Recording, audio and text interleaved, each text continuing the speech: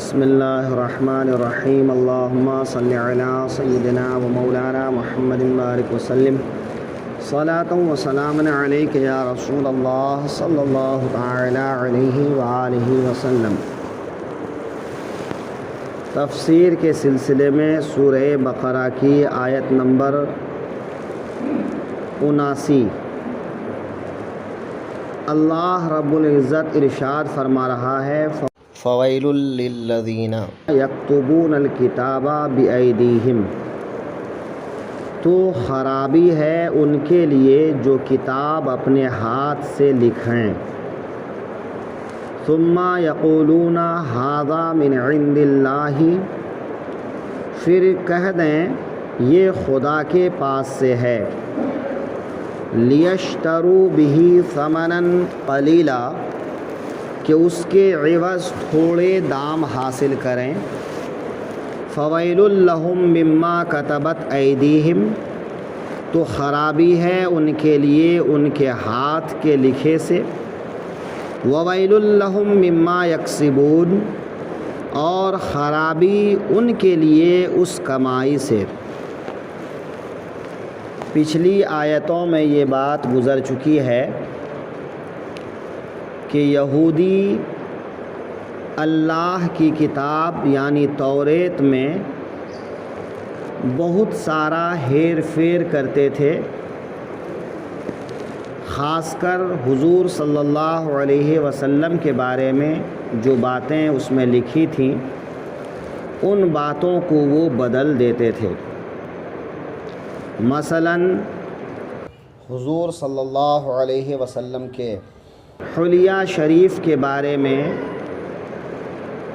ان کی کتاب میں تھا کہ وہ میانہ قد والے ہوں گے، بال گھنگریالے ہوں گے، آنکھیں سرمگی ہوں گی، لیکن ان لوگوں نے بدل کر لکھ دیا کہ وہ طویل قامت یعنی بہت لمبے ہوں گے، بال الجھے ہوئے ہوں گے، آنکھ کنجی یا نیلی ہوں گی۔ تو اس طرح سے جب یہودیوں نے اپنے علماء سے پوچھا تو علماء یہود نے حضور کے یہی اوصاف بتائے۔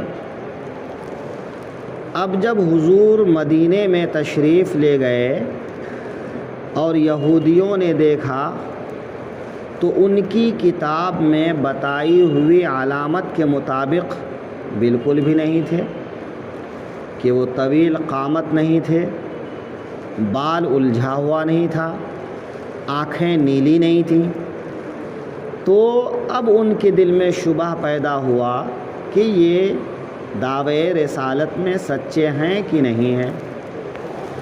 تو اس طرح سے یہودی عوام ایمان لانے سے باز رہے۔ تو یہودی عوام کے دلوں میں اس طرح کا شبہ پیدا کرنے والے کون لوگ ہیں؟ ان کے علماء۔ ان کے علماء نے کیوں ایسا کیا کہ کہیں ایسا نہ ہو کہ لوگ مسلمان ہو جائیں گے تو ہمارا جو ان سے لینا دینا ہے، نظر و نیاز ہے، وہ بند ہو جائے گا، یا پھر یہ کہ جو بڑے لوگوں سے، امیروں سے وہ رشوت حاصل کرتے ہیں وہ رشوت بند ہو جائے گی۔ تو طرح طرح سے ان کے دل میں باتیں پیدا ہونے لگی اور انہوں نے توریت کے اندر بہت ساری تبدیلیاں کر ڈالیں۔ ان تبدیلیوں کا نتیجہ یہ ہوا کہ لوگ حضور کے بارے میں صحیح جان نہیں سکے، اور صحیح نہ جان پانے کی وجہ سے جو ہے وہ ایمان لانے سے محروم ہو گئے۔ تو عوام کے ایمان سے محروم ہونے کے ذمہ دار بھی وہی علماء ٹھہرے۔ تو اللہ تعالیٰ نے ان علماء کے بارے میں فرمایا، فویل للذین یکتبون الکتاب بایدیہم، تو خرابی ہے، ویل ہے۔ ویل اور ویس اور ویب، یہ سب عربی کے الفاظ ہیں، اور یہ سب الفاظ جو ہے افسوس ظاہر کرنے کے لیے بولے جاتے ہیں، لیکن ان میں فرق ہے کہ ایک تو افسوس کسی کے اوپر رحم کھا کر افسوس کیا جاتا ہے، اور ایک کسی کی بری حالت دیکھ کر اس پر غضبناک ہو کر افسوس کیا جاتا ہے۔ مثال کے طور پر ایک امیر آدمی اگر ایک غریب آدمی کو دیکھ کر کہے تمہارے حال پر افسوس ہے، تو یہاں مطلب ہوا کہ امیر کو اس غریب پر رحم آ گیا۔ لیکن اگر ایک پولیس والا ایک چور سے کہے تمہارے حالت پر افسوس ہے، تو یہاں مطلب کیا ہے کہ غضب کا اظہار، کہ تمہارے حال پر افسوس ہے کہ اگر تم چوری نہ کرتے تو اس حال کو نہ پہنچتے۔ تو گویا کہ ویل یہ عذاب کا دروازہ ہے، اور ویح جو ہے یہ رحمت کا دروازہ ہے۔ تو جب کسی کے ساتھ رحمت کے ساتھ افسوس کا اظہار کرنا ہوتا تو عرب والے بولتے ویحک، اور اگر کسی کے اوپر غضبناک ہو کر افسوس کا اظہار کرنا ہوتا تو ویلک، اس طرح سے بولا کرتے تھے۔ تو یہاں پر اللہ تعالیٰ نے ویل کا لفظ فرمایا، یعنی ان علماء یہود کے لیے ہلاکت ہو، بربادی ہو، خرابی ہو، تو یہاں غضب کی طرف اشارہ ہے، عذاب کی طرف اشارہ ہے۔ ایک دفعہ حضور سرور کونین صلی اللہ علیہ وسلم نے حضرت عائشہ سے فرمایا ویحک، اے عائشہ تم پر افسوس ہو۔ تو حضرت عائشہ پریشان ہو گئیں، تو ان کی پریشانی کو دیکھ کر حضور نے فرمایا اے عائشہ، ویحک بول کر تمہارے اوپر رحم کا اظہار کرنا ہے، اس میں گھبرانے اور پریشان ہونے کی بات نہیں ہے، البتہ ویل سے بچنے کی ضرورت ہے۔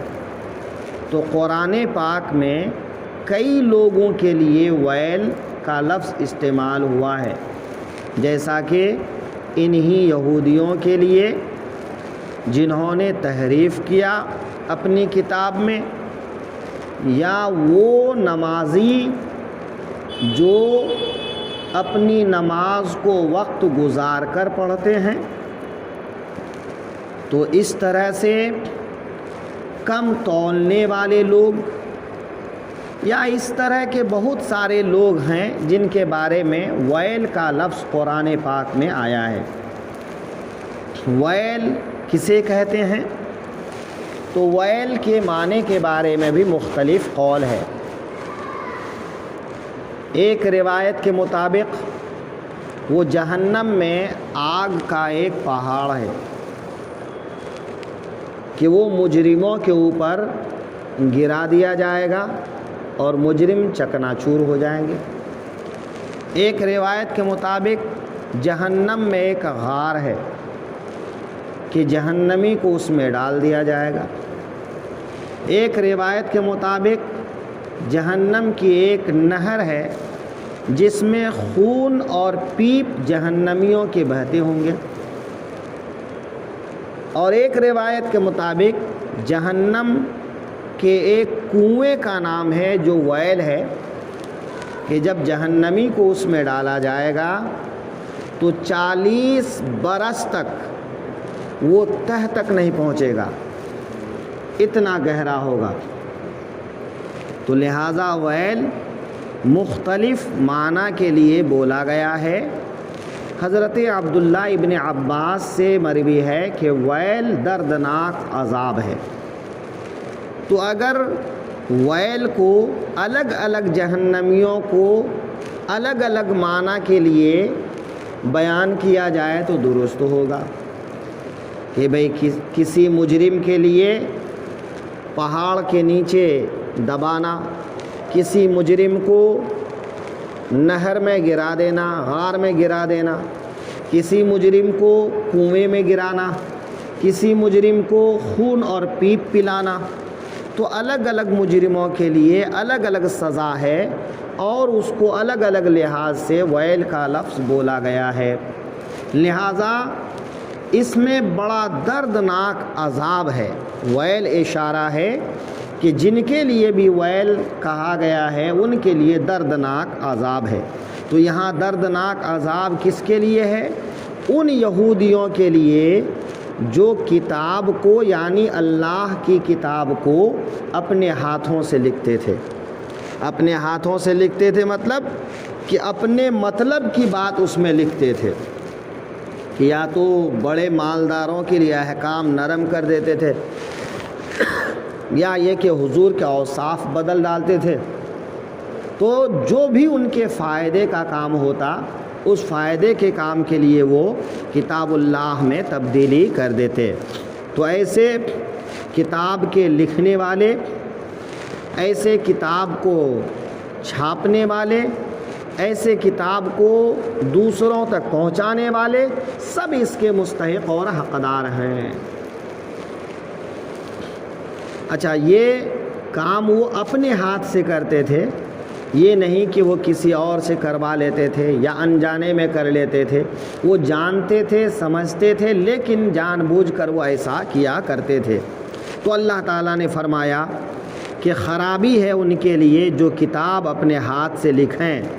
اچھا، لکھا تو لکھا، مزید یہ کہ اس لکھے ہوئے کو اللہ کی طرف منسوب کر دیا، کہ اپنی طرف سے جو تبدیلی کیا، تبدیلی کی ہوئی کتاب کو اللہ کی کتاب کہا۔ یہ جرم کے اوپر جرم ہے نا۔ تو ان لوگوں نے کہ یقولون ھذا من عند اللہ، کہہ دیں کہ یہ خدا کے پاس سے ہے، یعنی اللہ کی کتاب میں، آسمانی کتاب میں ایسے ہی آیا ہے جیسا کہ وہ علماء یہود بیان کرتے تھے۔ اور وہ کیوں کرتے تھے ایسا؟ لیشتروا بہ ثمنا قلیلا، کہ اس کے عوض تھوڑے دام حاصل کریں، تھوڑے روپے پیسے حاصل کریں۔ دنیا کے مال و متاع چاہے کتنا بھی زیادہ ہوں، وہ آخرت کے مقابلے میں تھوڑے ہیں۔ یا حرام کمائی جتنی بھی ہو وہ آخر انجام کے اعتبار سے بیکار ہے، وہ تھوڑے ہیں۔ لہٰذا یہودیوں کی یہ حرکت کس لیے تھی؟ چند سکوں کے لیے، چند درہم اور دینار کے لیے۔ تو معمولی قیمت کے لیے، معمولی پیسے کے لیے وہ یہ کام کیا کرتے تھے۔ تو ایک ہی ویل نہیں، ان کے لیے کہا گیا فویل لہم مما کتبت ایدیہم، تو خرابی ان کے لیے ان کے ہاتھوں کے لکھے سے، کہ ہاتھوں کے لکھنے پر خرابی اور عذاب الگ۔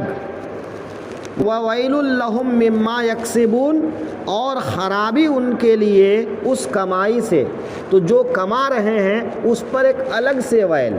تو ہاتھ سے لکھنے میں، بدلنے میں الگ ویل اور کمائی میں الگ ویل۔ تو اسی لیے جو ہے گناہ کے راستے پر اگر کوئی مال کمائے تو گناہ کے راستے پہ جانا وہ بھی غلط ہے اور وہ مال وہ بھی حرام ہے۔ لہٰذا آدمی کو اس سے بچنے کی ضرورت ہے۔ یہ اکثر ہوتے رہتا ہے کہ بہت سے لوگ جو ہے بکاؤ ہوا کرتے ہیں۔ تو بکاؤ لوگ کسی بھی زمانے میں کم نہیں رہے۔ مثلاً آپ کے ہندوستان کے اندر ایک وقت تھا کہ سارے مسلمان حنفی مسلک پر چل رہے تھے، اہل سنت والجماعت پر چل رہے تھے۔ لیکن جب انگریزوں کو یہ لگا کہ جب تک مسلمانوں کے اندر مذہبی اختلافات کو ہوا نہیں دیا جائے گا تب تک ان مسلمانوں کو ٹکڑوں میں نہیں بانٹا جائے گا، اور جب تک ان کو ٹکڑوں میں نہیں بانٹا جائے گا ان کو زیر نہیں کیا جا سکے گا۔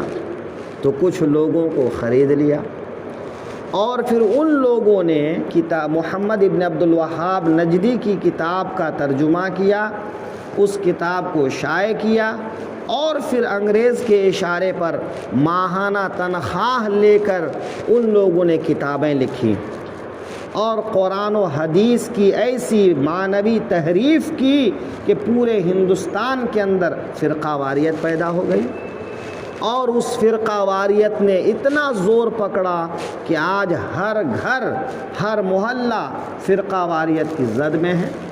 باپ یہ مسجد میں جاتا ہے تو بیٹا وہ مسجد میں جاتا ہے، بھائی وہ مسجد میں جاتا ہے، مرد جو ہے یہ مسلک سے آتا ہے تو عورت وہ مسلک سے آتی ہے، روز لڑائی چالو رہتی ہے۔ تو ایسے بکاؤ لوگ ہر زمانے میں رہے ہیں، لہٰذا آج بھی ایسے لوگوں کی کمی نہیں ہے جو چند سکوں کے عوض جو ہے غیروں کی بولی بولتے ہیں۔